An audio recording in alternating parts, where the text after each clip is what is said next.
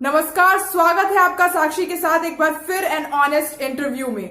जी हाँ, आज जो हमारे साथ मेहमान जुड़ने जा रहे हैं वो एक काफी क्रांतिकारी पत्रकार हैं। वो इतने सवाल पूछते हैं कि बचपन में टीचर्स उनका वाइवा लेने से काफी डरते थे, कहीं उनसे भी वो वहां कुछ पूछ ही ना दे। जी हाँ, मैं बात कर रही हूँ जाने माने पत्रकार अजय नेगी की। Welcome to our show sir. ये अंधेरा जो आप देख रहे हैं ये न्यूज चैनलों की सच्चाई बन चुका है। अरे सर, इंटरव्यू मुझे लेना है। अति किसी चीज की भी अच्छी नहीं होती, चाहे वो अति राष्ट्रवाद ही क्यों न हो या फिर अति आलोचना, जिसका उदाहरण मैं स्वयं हूँ।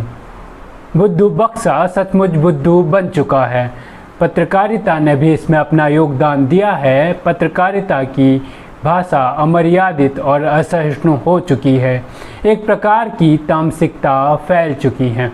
सर प्लीज हिंदी में बोलिए ना। जी, ये हिंदी ही तो है।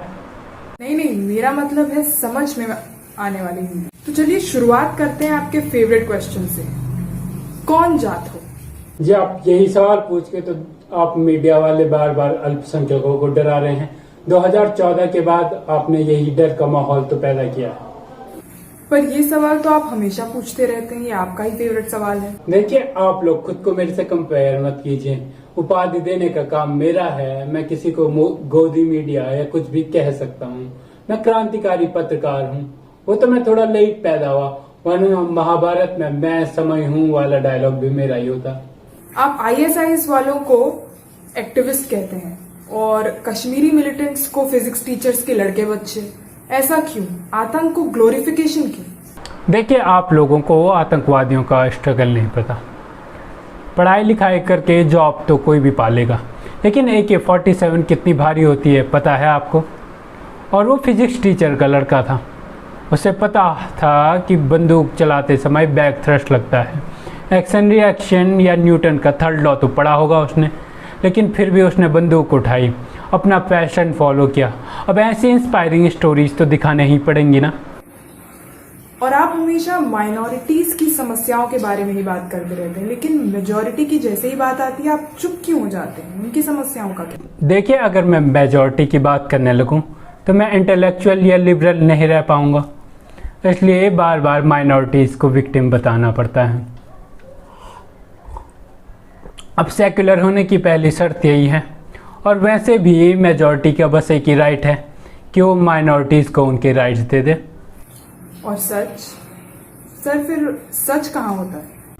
अरे अब सच तो सबका अपना अपना होता है, अपने अपने हिसाब से। अच्छा, बीजेपी शासित प्रदेशों पर काफी कुछ कहते हैं, मगर जब बात आती है केरल बंगाल हिंसा की, तब आप कुछ क्यों नहीं कहते? जी, अगर मैं अब केरला या बंगाल में हुई राजनीतिक हिंसा पर कुछ बोलने लगूं या फिर बेंगलोर में हुए दंगे पर कुछ बोलने लगूं तो फिर मैं क्रांतिकारी पत्रकार नहीं रह जाऊंगा। अब सबकी अपनी अपनी ऑडियंस होती है, सबको खुश रखना पड़ता है। मगर ऐसे तो फिर आपको लोग हिपोक्रेट कहने लगेंगे। देखिए, मेरा तो ये मानना है कि सबको टीवी चैनल या न्यूज़ चैनल देखना छोड़ देना चाहिए। बस मेरा ही चैनल देखना चाहिए। अच्छा, इस सरकार में आपको क्या अच्छा लगता है? इस सरकार के बारे में? देखिए, सरकार का तो ये है कि सरकार तो कोई भी अच्छी नहीं होती, पर यह सरकार पत्रकारों की इज्जत नहीं करती। नहीं उन्हें पद्म भूषण या पद्म विभूषण देती है और न ही उन्हें राज्यसभा में भेजती है। इन सवालों के बीच में एक छोटा सा सवाल मैं और पूछना चाहूंगी। अक्षय कुमार के इंटरव्यू से आप जलेबी खाते हैं कि नहीं? देखिए, आप भक्त, फासिस्ट, हिंदू एक्सट्रीमिस्ट और संघी हैं। आपने जलेबी वाला ही सवाल क्यों पूछा? क्योंकि वो भगवा है सिर्फ इसलिए? जी हाँ, बिल्कुल सही कहा आपने। असहिष्णुता तो काफी बढ़ रही है, डर का माहौल भी पैदा हो रहा है। वैसे सर, आपका फेवरेट कलर क्या है? जी, फेवरेट रंग तो लाल ही है, और क्यों है वो तो सबको पता ही है। अच्छा, आप बार बार चाइना डिस्प्यूट के बारे में सरकार से क्या जानना चाहते हैं और क्यों? देखिए, हम केवल अपने सेना की पोजीशन देखना चाहते थे ताकि हम टीवी पर उनकी डिटेल्स चाइनीज आर्मी को दिखा सकें, जैसे हमने कारगिल या 26/11 के टाइम किया था। अब इतने देशभक्त तो हम भी हैं। आप बार बार फ्रीडम ऑफ स्पीच के बारे में बात करते हैं। आपको ऐसा क्यों लगता है कि फ्रीडम ऑफ स्पीच खतरे में है? देखिए, 2014 से पहले या फिर सोशल मीडिया के आने से पहले हम सच झूठ जो भी लिखते थे लोग मान जाते थे। अब कोई भी आम आदमी हमें ट्विटर पर फैक्ट दिखा के चैलेंज करने लगता है। हम intellectual liberal English speaking elite journalist हैं। हम सच झूठ जो बोल रहे हैं उसे सीधे सीधे मान लिया जाना चाहिए। अब हमारे कुछ भी बोलने की आज़ादी चली गई है, इसलिए हमें लगता है कि फ्रीडम ऑफ स्पीच खतरे में है। तो ये खतरा कितना वास्तविक लगता है आपको? देखिए, मुझे हर हफ्ते फ्रीडम ऑफ स्पीच पे 2-3 डिबेट करनी पड़ती हैं। 2-3 आर्टिकल भी मैं लिख ही लेता हूँ और 1-2 कॉन्फ्रेंस भी मुझे हर महीने फ्रीडम ऑफ स्पीच पे करनी ही पड़ती हैं। अगर बोलने की आज़ादी होती तो आप ही सोचिए मुझे इतना सब कुछ क्यों करना पड़ता।